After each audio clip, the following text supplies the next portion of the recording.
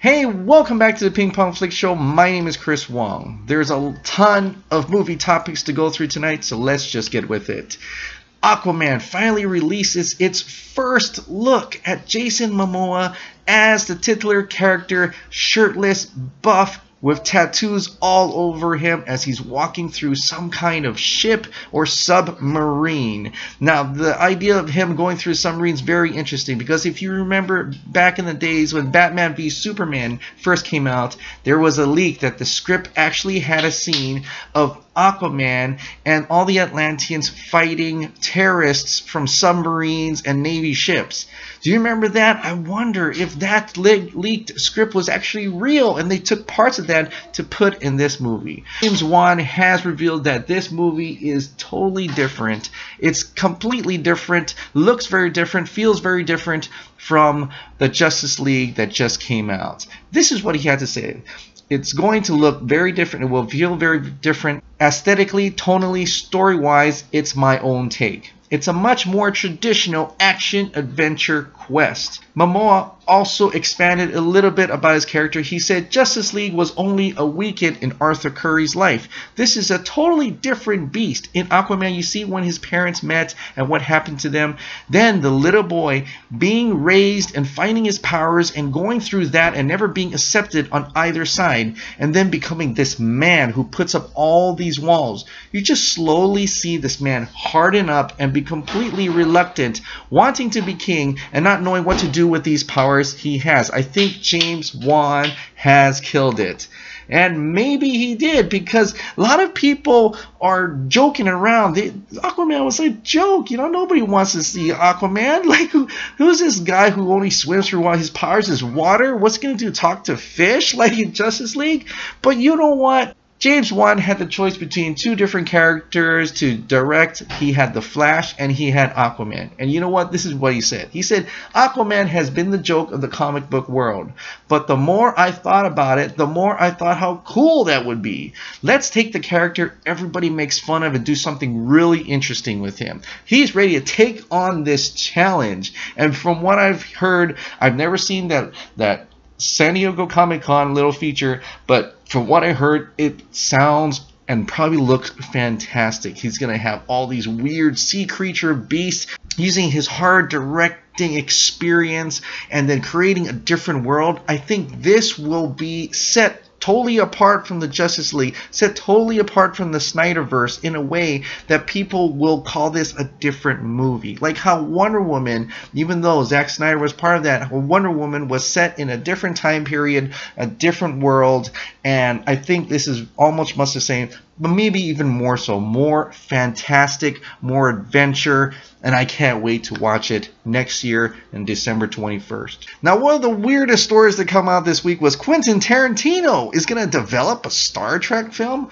What is up with that? Are they really going to make Quentin Tarantino, who's most mainly popular with the R-rated crowd, lots of bantering between characters, lots of swearing, are they actually going to work with him to do that?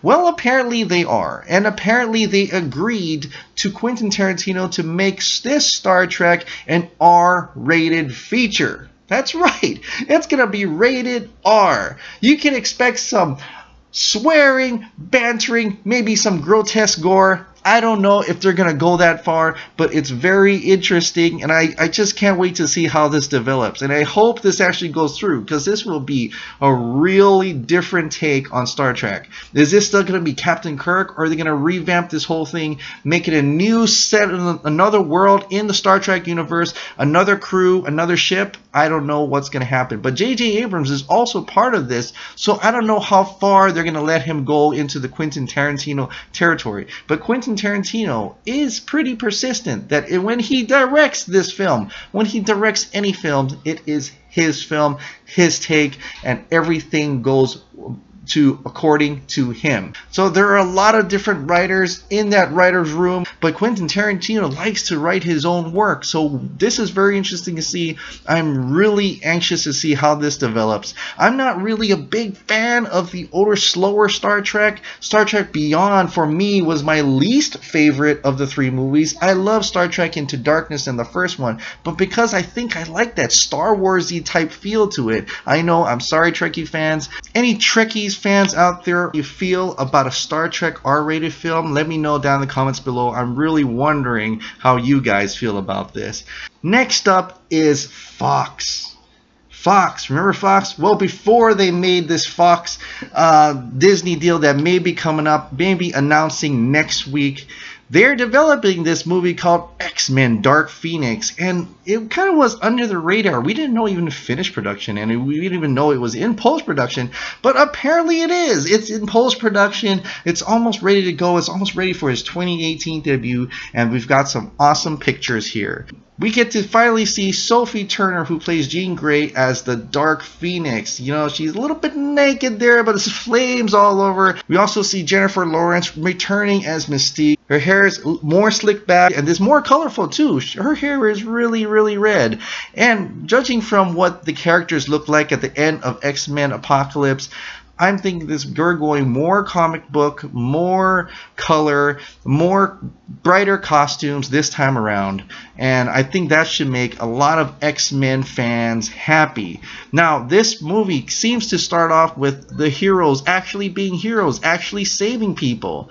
And it starts off in space. Simon Kinberg, who's originally, this is his first director debut, and that actually should give you a lot of Marvel people excited. I have some Marvel fans who said, that's it. That's how Dark Phoenix becomes Dark Phoenix. Everything was in space. This is finally X-Men reaching out into the stars, into space, and hopefully taking it far from there. I mean, this may be a perfect time to introduce them into the Avengers, maybe. I don't know. I'm maybe going too far into this, but having them go intergalactic could mean a whole lot for this Fox universe, and possibly enable them to combine with the Disney Marvel universe. Finally tonight, the DC is in turmoil once again, and this is all due to the Justice League's box office numbers not hitting where the studio wants it, where Time Warner wants it. The Time Warner is the parent company to Warner Brothers Pictures, which is the company over DC Films. So Time Warner is not happy, Grandpa's not happy, Mom and Dad's not happy, and so they're gonna have to do something about their kids. And this is a big deal for the DC Extended Universe, the current iteration, and for possibly the future, because a lot of changes has been happening. According to the article that came out from Variety today, there has been a huge shakeup, and I mean huge. They overemphasize that a little bit, but one thing's for sure clear is that John Berg is gone.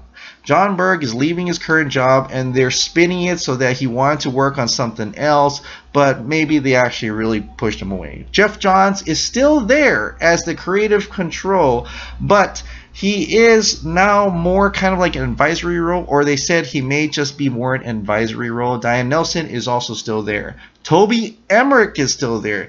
Kevin Sugihara, no mention in the article, still there. So one thing's for certain is that they're looking for a new president to run DC Films. And the only bad thing about that is DC Films is now going to be produced not in another warehouse, not another studio, but inside Warner Brothers Pictures. They're moving them closer together. Couple points on that. One, yes. New president, new person in charge of DC Films. That's a great idea. Who's going to be, though? Who is going to be them putting it on? It'll all depend on that person who's going to be president. He needs to know how to make movies. He needs to know about comic books. He needs to know all this stuff to run DC Films. The problem with that is, just like how everybody's saying that how Marvel Studios is part of Disney, but they're run autonomously from each other, okay? So Kevin Feige, who's the president of Marvel Studios, he's able to run that company by himself.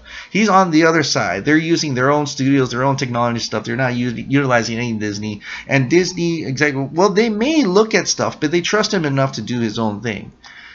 Kevin Sugihara and Toby Emmerich, they've proven themselves to not be able to do that, not be able to leave these guys alone. They keep changing the guard. They're not confident enough. They're so reactive to whatever is happening with the critics, and they're not listening to the fans or some of the fans, and they blow everything out of the water. They change everything because they're not confident in their work. And Time Warner's also frustrated with them. Time Warner actually doesn't want Zack Snyder. They were frustrated that Zack Snyder keeps coming back. They continuously use him. Unfortunately for the Zack Snyder fans, just like myself, he's been slaughtered. He was slaughtered. His work's been slaughtered. His life has pretty much been slaughtered because of all the negativity and what happened to his daughter. You know, so I actually am glad that he tries to stay away from this and make him maybe go run an independent company or do independent films here and there. Do your own work. Do your own creativity. These corporate structures are not good for you. But for back at Warner Brothers and DC, I don't know. I don't know what's going to happen. It seems they are very much in turmoil, according to this article, if there's any truth to this article, and it's from Variety, so, you know, that's a higher standard than, say, a comic book blogger. But right now, it's still in the works, and they are going to be doing a lot of things coming this January, so we'll find out what's actually going to happen to the movies that are planned. I think Wonder Woman 2 is safe. I think Aquaman is definitely safe. They're going to release that. Shazam is safe. But are they going to just do solo films here now?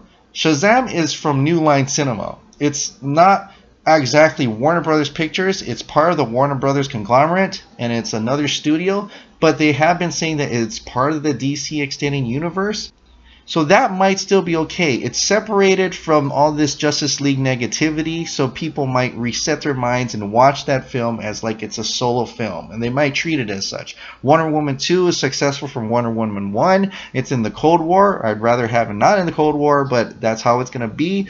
And Aquaman is set in a different world. They probably won't even mention too much of Justice League, like how Justice League barely said anything about Aquaman, so that might be okay as well. But what about the rest of the movies, man? What about they're saying that Warner Brothers is happy with the Flash, so they're going to move on with Flashpoint, but they're going to move on with Flashpoint with Ben Affleck as Batman.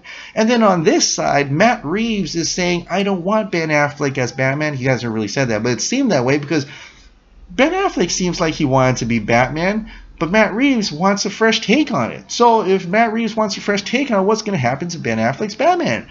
I mean, it's so much things going on. I don't know what's going on over Warner Brothers. No one knows. Only Warner Brothers and DC. Maybe they don't even know either. But right now they're looking for a new president, and hopefully, just hopefully, they get a president that can stand his ground and say, this is what we're gonna do.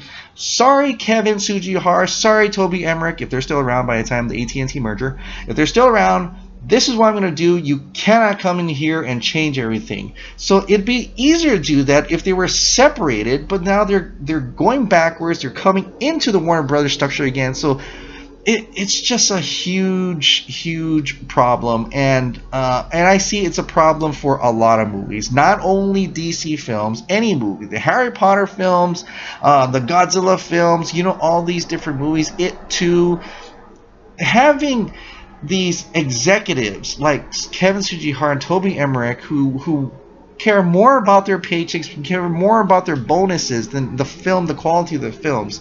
That says a lot about their personalities. That says a lot, that's saying these aren't the right people to run this company. When they put themselves first in front of the company should get rid of these type of people. And I've said this at long lengths, but I really do mean it.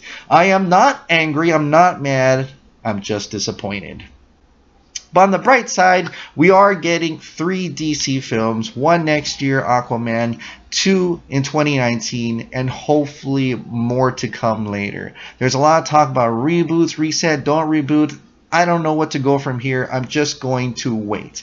We're just going to wait to Aquaman. And before Aquaman, there's a ton of movies to get excited about. So yes, keep the positivity up. There's a lot of movies to go out there. And by the way, I mean, if you're a huge Justice League fan, if you're a huge DC fan, you don't mind watching Justice League again, this may be your only chance to go watch Justice League again this weekend.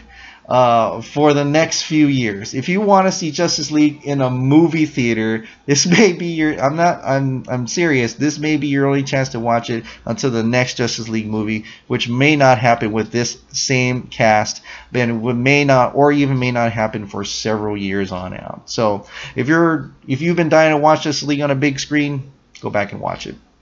Alright guys, what do you guys think of these topics that we talked about tonight? Are you excited for X-Men Dark Phoenix? Are you excited for that Star Trek R-rated movie? Are you excited for Aquaman? Are you excited for 2018?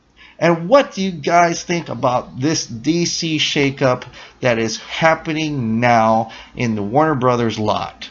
Alright guys, I mentioned before that I now have a Patreon page. Please go ahead and check it out. If you'd like to contribute and donate to the Ping Pong Flix show, I will make sure to utilize this to make this show better, this show bigger. I would like to make more videos, accrue more time to make these videos. So if you like what you see and you don't mind to donate something, please go ahead and go to the Patreon page. But if not, thank you so much for subscribing and thank you so much for watching. I'm just deeply honored that you take time out of your day just to watch this show. Alright guys, have a Aloha Friday tomorrow. Bye bye.